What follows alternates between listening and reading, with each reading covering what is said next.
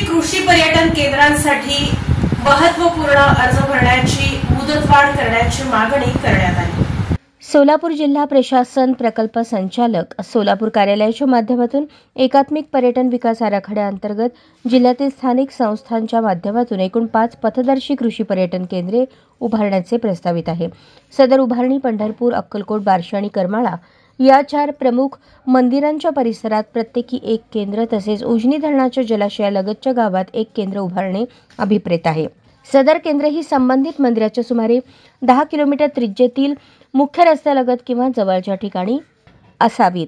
अर्ज सादर करण्यास पात्र संस्थांमध्ये स्थानिक शेतकरी उत्पादक कंपन्या, बचत गट, उत्पादक गट, CFL, CMRC यांचा समावेश आहे। प्राप्त अर्जांवर जिल्हास्तरीय तांत्रिक समितीमार्फत ठरवलेल्या निकषावर निवड केली जाईल।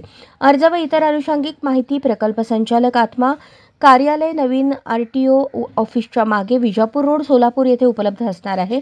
अर्जाचे शुल्क 100 रुपये असून विक्रम फुटाणे, मोबाईल नंबर 94 232 325 69 यांच्याकडून प्राप्त करून घ्यावा। अर्ज वाटपाचा कालावधी 5 मे ते 15 मे ऐवजी मुदतवाढ 20 मे पर्यंत देण्यात आली आहे। विहित नमुन्यात परिपूर्ण अर्ज प्रकल्प संचालक आत्मा कार्यालय सादर करण्यासाठी अंतिम तारीख 20 मे ऐवजी मुदतवाढ 26 मे रोजी सायंकाळी 5:30 वाजेपर्यंत असेल।